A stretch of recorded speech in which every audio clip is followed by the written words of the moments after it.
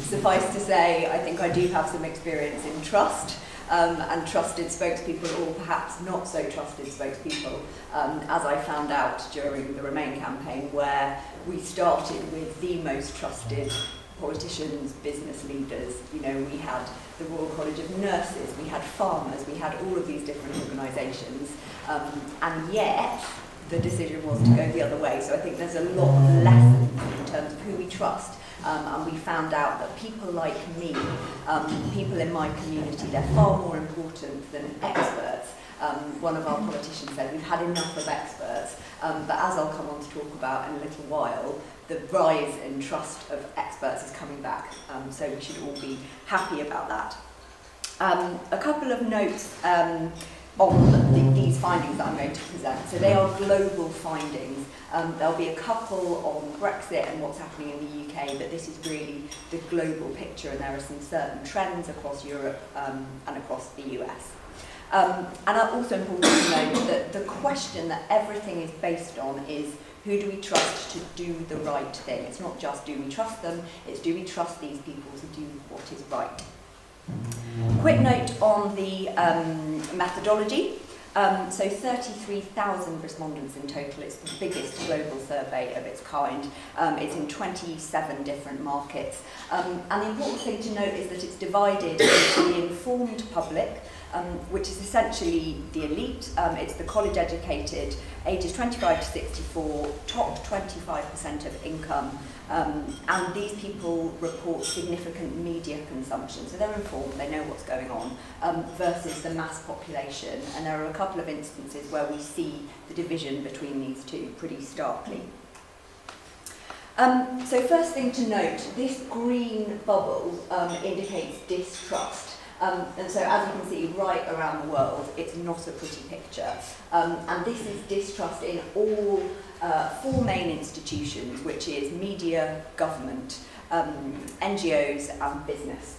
And you'll see it's come down slightly since last year. So on the left is 2018, on the right is 2019, but it's still, particularly across Europe, we're pretty mistrustful of what's going on. People are also pretty pessimistic about the future and what's coming up in 14 markets. Most people don't believe that they will be better off in 5 years' time. So it's not as though we're looking to the future and saying it's all going to get better. And again, that is notably across Europe, where distrust is simply not very good.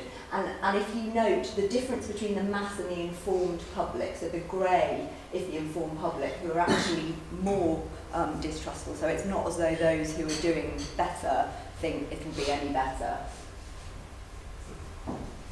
And again, there's that disconnect. Again, it's as high as it has ever been here. So there's a 16-point gap between those who are trusting in the informed public and in the mass population. So it really isn't looking very good there. And what does all this mean? I think it's important to place it in a bit of context and how all of us are behaving and how trust really works. Who do we listen to? Who is trusted? So if you go way back when, right back to Moses, tablets of stone, right over history, CEOs, business leaders, government, people at the top were listened to. You know, it was possible that there were, decisions made at the top of businesses and in government, and people thought, yeah, I trust that, I believe in that. And then gradually we've started listening more to people like us. So this real peer-to-peer conversation which is happening, and it spreads via social media. And so, as I said, the Remain campaign, the Trump campaign, really good examples of people listening in their community. People like them are far more trustworthy and down with the experts. And what does this mean now? It's about what I can personally control. So it's not only what am I talking about with my peers, it's actually what can I do? What can I get involved in? I want to be an activist, and we're seeing a huge rise in that activism right around the world. And so in practice, what does that mean? It's the Gilets jaunes in Paris who are out there on the streets. France has a strong tradition of protest and making their voices heard if they don't agree with something. But I think this is something where, government action isn't making a huge difference. There is that real sense of disconnect. And going back to that previous slide, if people don't feel that the future is going to be any better, they want to do something about it, something real and tangible, and that means taking action. Likewise, in India, not particularly renowned for this kind of thing, the Women's Wall, who are demonstrating for equality, it's a real sort of new theme. People are really being activists right around the world. Likewise, Amazon employees, it spreads right to business. If employees don't like what their business is doing, then they take to the streets. We saw with Google similarly, a payoff for a senior executive meant that employees said, we don't agree with this business decision and we're going to take action into our own hands. Similarly with Salesforce, there was a decision to work with the US border agency and people said, we don't agree with your policy on that, we're simply not buying it. And conversely, people are more trusting of their employer than they are of these four institutions. So it's really important, imperative really, that employers are listening to what their workforce wants, not just thinking, these are my workers and they'll just go along with anything. It's all the more important to listen, what is it that they want, and that you go on a journey together collectively. Because as you see, if you get that right, it's like the magic formula. It's the secret to success, because there is that hugely trusted relationship. So if we go a little bit more into the data, we'll see there is this real gender divide, and most starkly in the business community. I'm afraid women, it looks right across the piece, that we are less trusting. I'm not sure if the women in the room would necessarily agree with this, but it looks like we are the most cynical across all of these metrics. As I say, particularly when it comes to business. So in terms of marketing, in terms of segmenting, thinking how you're going to take people on a journey with you, that's something perhaps to get onto in the discussion later. And what are the fears that people have? Despite unemployment being pretty low in most places, obviously there are notable exceptions, people are fearful of what is coming down the track. And that means I don't have the necessary training, it means I'm scared of automation, innovation, are robots going to take my job? And also trade policies hurting the trading environment. And I think notably in the UK, clearly with the Brexit negotiations, in the US, people hear about Trump and these trade wars with China and so on. And I think it really filters down when people are thinking about what it means for me in my everyday life. And the difference between the two here is that multinational employees are even more fearful. Perhaps unsurprising because you're at the mercy of globalisation and all of these forces going on. There's perhaps less of an element of control. And we were talking yesterday, Ollie and I, about the situation here. Now clearly I don't have any specific data for Finland, but it does mean that we can think how would that translate here. And we were talking about perhaps, foreign-owned companies, international investors. There is a sense, perhaps, that those companies aren't as trusted as national Finnish companies. And we see that right across the piece, that there's something, where it is a company born and bred here, perhaps their interests are more based around those companies in that country. Some other good news for the journalists in the room and those interested in the news. This is a huge jump, 22 points in people who are more engaged with the news. So for those of you who saw the trust findings last year, we'd seen a real switch off. People were just not interested in the news anymore, or perhaps not interested, they just didn't want to know because things were happening, they couldn't control them, and even the informed public actually were switching off. Those people who usually consume a lot of news were saying, it's all just too horrible, I don't want to know anymore. And yet we're seeing a huge jump, both in the consumers, which is the middle bucket, up to 32 points, but also at the bottom, this really interesting group who are the amplifiers. So these are people who are not only reading the news, but they're consuming it and they're sharing it. So right on social media, it's going everywhere. So we're not just saying, right, here's a headline, that's interesting, we're actually sharing it, and it goes right across the engaged, the informed, and the mass population. But we're also looking for reliable sources. Clearly fake news is a huge issue, and people are really cognizant of that. So on here you'll see the black bar is social media. So look at the difference in trust between social media and traditional media sources. Particularly in Europe, we see it's down 34%. Traditional media is 60% and search is 59%. So you'll see search is almost as trusted as traditional media. So even though your Google and your algorithms might be serving you up things on the basis of your past history, people trust it as much as traditional media. And also good news for people leading businesses that we really want CEOs to lead. And we also want CEOs to lead both sort of in society on all of these societal issues because we think they can have a really positive impact. But we also want them to change what their own company is doing before the government imposes change. So if you look at particularly controversial sectors, for example, social media companies, I know you have sort of a healthcare discussion at the moment about possible sort of privatisation and the way that's all going to work. But the crucial thing here is that companies themselves recognise the need for change. So if you look at social media companies, see the growth in distrust, issues around Facebook, Google, removing content, all these sorts of things, and people want those companies to act and say, I'm going to do the right thing before the government clamps down and says, we're going to make you do something. So that's a huge jump of 11 points since last year. But what's also interesting is this spread of societal issues that we want our CEOs to help us with. So it's not only the business issues, but literally political events, national crisis.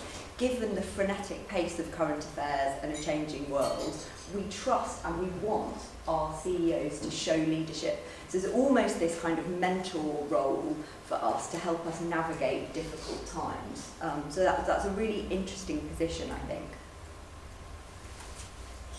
And so it means, you know, as employers, we really need to step up and we really need to take that role and sort of work out how it works for us, because clearly it won't work for everybody in exactly the same way. And it also means that when we are going for jobs, we are almost interviewing our employer. So it's not the question that, you know, the employer is the one that holds all of the power. It feels like we, as employees, have more of the control here. And that means we want our employer to have a greater purpose and that my job is meaningful and it has a really meaningful societal impact. You know, I want to be personally empowered, 74% of us say, in the cultural values. I want to be involved in the decisions this business is making. And here, 80% of us say, I need to have the right training, the right opportunities for career growth, or I'm simply not going to go for that job. So I think it's a real turning of the tables here and a really interesting trend, and I think something for employers to think about. And also, when we look at the trust in spokespeople, the interesting trends here are that a company technical expert who is most relevant to the subject they're talking on is at the top now, even higher than an academic expert.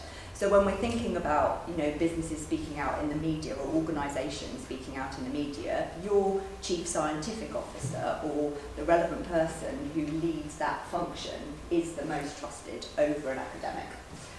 A person like yourself, always near the top of the charts, that's gone up 7%. So again, the more we can make things relevant to people in their local community, the better.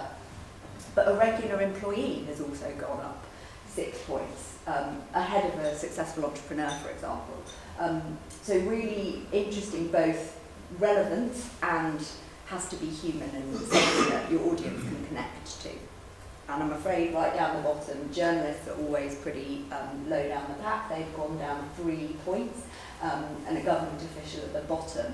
And I think a lot of this has to do with the fact that journalists as individuals are seen by people differently than the media as an institution. I think people think about journalists, you know, they, particularly in the UK and the US, you know, there have been a lot of controversies around phone hacking or the way that tabloids in particular, you know, the kind of the gutter press. I think there's a sense that journalists don't trust them to do the right thing because they're always digging around for information and so on, whereas the media is seen as a much more broad category. And so what does all of this mean? It means investing in that employee trust. Because it is all the more important, you have to show that you're doing the right thing. Because it's not only the employees who care how you treat them, it's the general public. So we're used to the old adage that consumers wanted to be put first. Businesses should put the consumer first. And now, 78% of consumers think that how a company treats their employees is about how trustworthy they are. So think about that. It's not only the employees themselves, it's the rest of the country, but also that people will stop buying a product if they don't think that you as a company are treating your employees properly. 67% of us. So that is right down to the bottom line. So you need to make sure you've got your house in order when it comes to how you treat your employees. So what on earth do we do about all of these findings? It's really important to lead that change, as we've seen. It's not enough to be passive and sit and wait for things to happen or for change to be imposed. You have to go out there. You have to decide what it is that you want to be part of. Clearly, you can't lead change across the whole panoply. What is relevant to your business? What is relevant to your employees? What is relevant to your consumers? And go out there and take a stand. You know, train your workforce. Bring your employees on board with you when you're leading that change. It's not enough to say, I at the top, I'm going to do these things. What do we collectively want to do together? Give those employees a voice. We've seen that they're really trusted by people, so why not let them be your spokespeople rather than those at the top always, and create those opportunities for shared action to do things together. It's also really important to start locally, in the local community, being part of projects. What is it that is relevant to people that you can really be seen to make a change in? Because people look to businesses not only to make profit, but to give back to those societies. And lastly, as a CEO, be present, be visible in your local community, be visible in the organisation, and show that you really are living that personal commitment, not just talking about it. And from an Edelman perspective, how is it that we then go on to use all of this information and help businesses navigate their way through and really rebuild and strengthen that trust? We look across 4 dimensions, because it's not enough to say, are we trusted, are we not? We have to understand what is driving that trust. And so first of all, it's about the ability. Is the company, at a really basic level, good at what it does? Can it do what it tells me it's going to do? What about integrity? Is it honest? Is it doing the right thing? And I think here with the increase in transparency in social media, there's always a way of finding out. It's no good saying something if you're not actually doing that in practice behind the scenes. Is this company dependable? Is my product going to last into the long term, or actually is it just going to be a flash in the pan? And lastly, what is that higher purpose? Again, what are they doing in the local community? What are they doing to give back and make a difference? Now, slight segue into Brexit, because given I am there living what is happening in the UK at the moment, I thought you might want a little run through.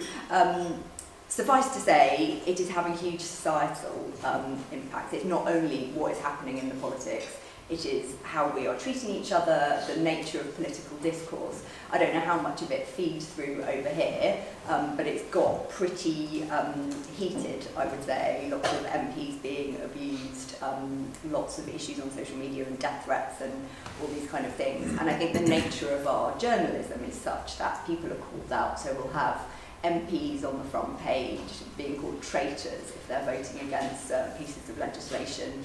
And now is really sort of the crux moment.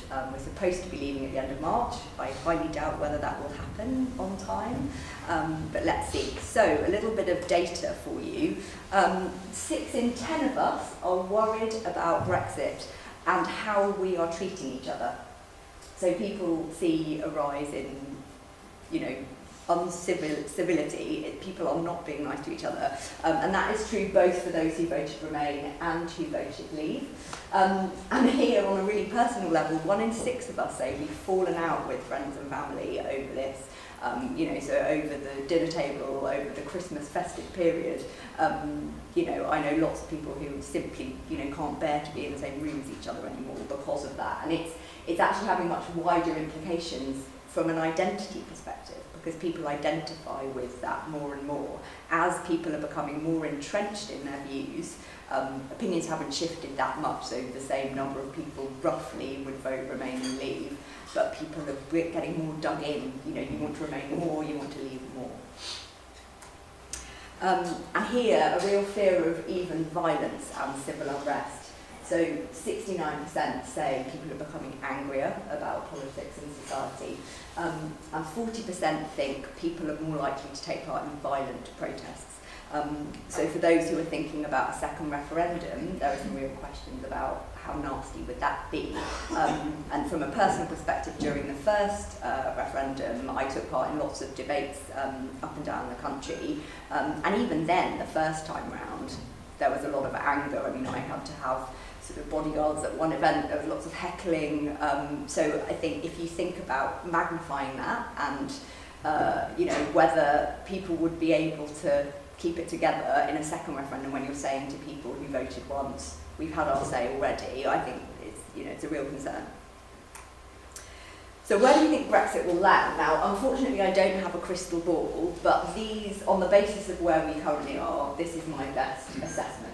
So I think it's highly likely that the departure date will be delayed. So even if we got a deal right now, there simply isn't time to pass all of the necessary legislation just to get us ready to go. So even if there were a deal, it's possible that that decision won't be made for a while, because Theresa May is hoping to put as much pressure on as late as possible. So you could see, even in March, a last minute, help, we need a bit more time. Currently, they're trying to negotiate on the backstop. Theresa May is trying to get Brussels to reopen the withdrawal agreement. That's not going to happen. So there's a little bit of treading water and trying to get everybody on side incrementally, little by little. But I think it won't deliver for those on the right wing of the Conservative Party, whatever comes back on the backstop. So then you have the Labour Party's suggestion of a permanent customs union, but that then means the right wing of the Conservative Party definitely won't like that. But it's where there probably would be a majority in Parliament. But because the political ramifications for Theresa May are so grave, I don't think she's going to take that option unless she's forced. So does that mean no deal is the most likely outcome? I think it's certainly a possibility. It's certainly the default option in the absence of any other deal, but the strength of feeling in Parliament and across the country is such that I think everything will be done to try and prevent that from happening. Famous last words. So does this mean we want another referendum to unblock the deadlock? There are lots of people who do, lots of my former colleagues on the Remain campaign, people like Tony Blair are all pushing for a second referendum, but there simply isn't a majority in Parliament for that, and you need legislation to make that happen. Certainly among the Conservatives and even the Labour Party are not pushing for it as a whole. So I think if you're in a scenario where it's looking like no deal, these sorts of things become more possible, but currently there simply isn't the backing for it. So in terms of Brexit, a little bit of advice, I think, in terms of businesses, organisations, what can you be doing for this, even though we don't know where it's going to land? Now, a lot of the businesses that I help navigate through Brexit have been asking us questions throughout the process, saying, where do we think it's going to land? What should we be doing to prepare? And I think you can never waste too much resource, if you like, on preparing. I think a lot of people perhaps wanted to cut corners and say, well, we'll only start preparing once we know what we're preparing for. But unfortunately, it's pretty late in the day now. So I think it's always worth looking, for example, how exposed you are. Just simply understand the supply lines, the export routes, how does everything shake down, ingredients and products that you're exporting, understand all of those components and what the routes are, because clearly in our very interconnected world, we're exporting and importing so much more, and it's really important to understand in a granular way what are all of those exposures. And important to look at the long and the short term. I think were there to be no deal, were there to be a lot of disruption, that would clearly be a short-term impact initially, and then there may be opportunities in the longer term. speak up. Now that doesn't necessarily mean go out there really vocally in the media. It can mean speak privately to those who are shaping the discussions. But what we know is once the withdrawal agreement is passed, once we're into that 2-year or longer transition period, that's when the member states come into their own. So the Finnish government is going to have a say in what the future trading terms look like, and that means that they want to know what would work best for Finnish businesses and other organisations.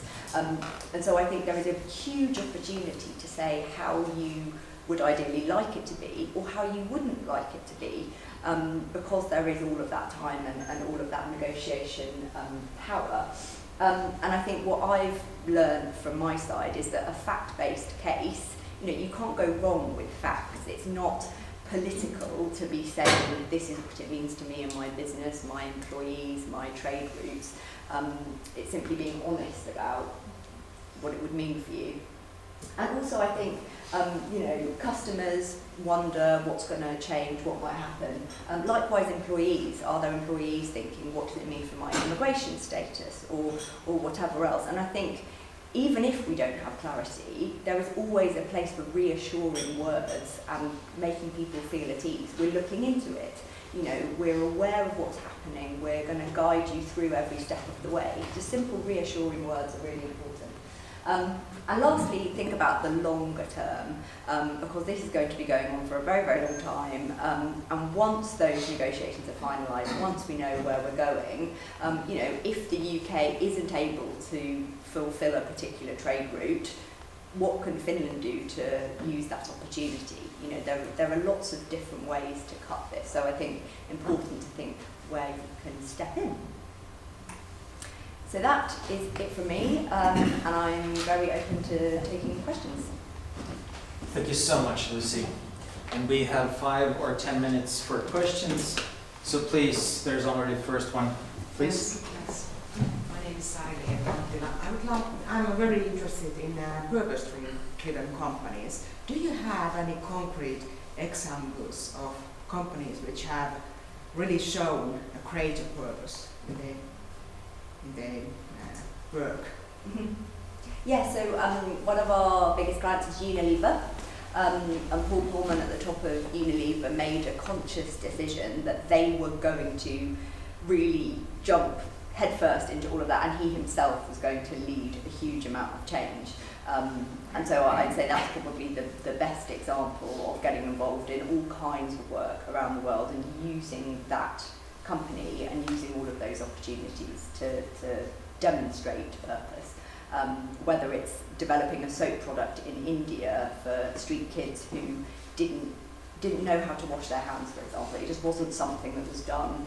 And so they got involved and spent a huge amount of time, energy and resource on doing those kind of things. And I think leading other companies and showing that it is possible, I think there was a reticence about sort of delivering the bottom line on things that weren't going to make a direct return. I think from an investment perspective, CSR, as it kind of has been known previously rather than purpose, I think investors would ask, what's the point in this really? If it's not going to make us money, why are we doing it? Basically cut it.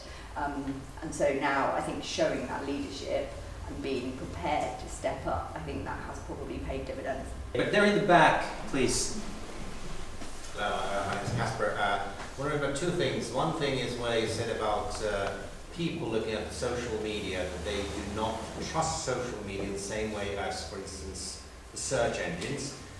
But in reality, when you look at one cases, I've experienced such myself, where a snowball starts rolling on social media about a product, about production, about quality, about things happening where that thing just gets out of hands, and it's extremely hard, or in fact impossible to control, where people just do believe in what peers are writing on social media.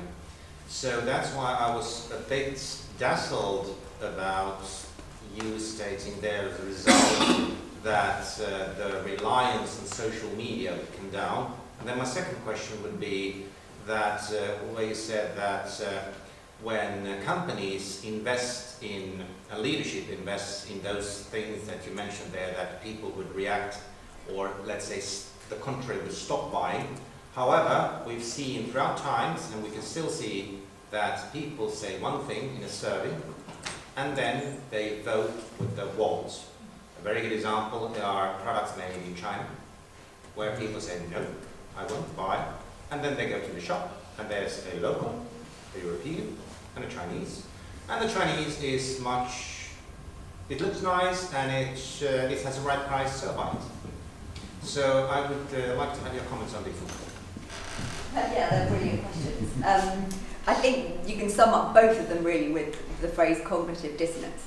So we can hold two totally contradictory views at the same time, as you said, and our activity doesn't necessarily relate to how we would answer a survey. But in truth, I think the social media trust element is about what is it that you're sharing, what is it that you're believing. I think people are more sceptical of sources on social media just because the term fake news has become so prevalent. So people are more questioning. They would automatically believe a headline more in a traditional media environment than they would on social media. But that doesn't mean if something captures the attention, as you said, that it's really compelling, that they're not going to necessarily share it. So I think you can trust traditional media, but you can then still share things on social media, which, as you say, does have really concerning ramifications, particularly if it's about a product, if it's incorrect. You know, a liar's got halfway around the world before the truth has got its boots on. And again, when it comes to, you know, voting with your feet and deciding what products to buy, yeah, as you say, if something is more convenient to people, how much do people actually look into the provenance and the sources of something that they're buying? But that said, you know, when, for example, if you put it the other way around, when Nike stepped up and did that hugely powerful advert with Colin Kaepernick about, you know, the protests that were going on, they saw a huge spike in people buying more because this company had done the right thing. So whereas you had some people burning trainers, you had other people going out and buying, you know, exponential rise. So there is a correlation between spending power and what those companies are doing. Okay, a few more. Please keep them short so that we can squeeze in as many as possible. Anders. Yes, yeah, thank you for your presentation. One thing that you mentioned was that people tend to, or as I viewed it, people tend to believe in persons, CEOs, your employer, instead of the institutions lying behind them. And then if you think about developing like sustainable societies that can develop with a long trajectory and have like functioning systems within them. We talked about the Ukraine crisis here before as an example of what happens when you don't believe in your institutions anymore. Has this gap widened or become or narrowed? And if it has widened, do you think that is that a concern for the, I mean, longevity of trust, or how we can somehow project a positive development to the future? So trust in all four of the institutions has been going down and down and down. That is the trend that we've seen. So media, business, NGOs and government. And even for NGOs, which is I think quite striking for lots of us, NGOs traditionally have led the pack. And have been the most trusted because we believe they're doing the right thing. You know, that is the nature of them, to make society better. But yes, that gap is changing, and so individuals are more trusted, and that change is certainly a trend. I don't necessarily think we need to be worried, but I think it does mean that when it comes to communicating, it's about choosing how you are putting your messages out there, having individuals explaining, as I said, sort of real employees, CEOs, so there's a human face to things. I think we're much more receptive to that kind of human message when it's relevant, when we can understand kind of the emotions behind it, rather than it being a big institution. Whereas in the past we were much more deferential to big institutions. Now we need to understand who is it that's asking me to believe in this thing. Okay, then there was one from Heikki. Yeah, hi, thanks for the presentation. My name is Heikki. Could you please go back to one of your first slides where you have the national trust ratings? I have a question on those. If I got it right, do I get it right that in China there is a huge level of trust? Yes. How do you explain that? Because well, as you know, like common wisdom is that Chinese people don't want to have anything to do with local level, mid-level officials, for example. It's not exactly a society based on trust. It's a very good question. I think this probably has more to do with people answering surveys and feeling free to perhaps admit if they're not trusting. I think that's probably the answer to that one. Okay, were there more questions? I saw there is one, yes? Yeah, my name is Jos. I just wanted to follow up on Anders' question. Can you explain why now people trust people more or need to hear the story told by a person rather than trusting institutions? Why now? So I mean, it's case dependent, depending on the country. So again, Ollie and I were talking yesterday about in the UK and the US in particular, trust in business as an institution. We've seen a huge drop where there have been big institutional crises. So after the financial crash, we thought the banks per se were responsible for behaving in a certain way, and therefore we don't trust them. And it's easier in some ways to not trust a big institution if we don't feel they're behaving in the right way. Likewise, if we think companies are avoiding tax, we think about the companies rather than the individuals making those decisions. So I think it's a lot to do with that kind of behaviour and the headlines and the way we relate to those decisions and those happenings. At this point, we're going to thank Lucy for a wonderful presentation. A bit scary, but wonderful. Sorry. And I think in the end we will have another questions and answers session. And if someone is sort of working on a question at the moment, you might get a chance to ask Lucy that one in about half an hour. But before that, we will switch to Finnish. Pyytäisin nyt meidän panelistejamme, 4 fantastista panelistia tulemaan. Let's thank Lucy for her presentation.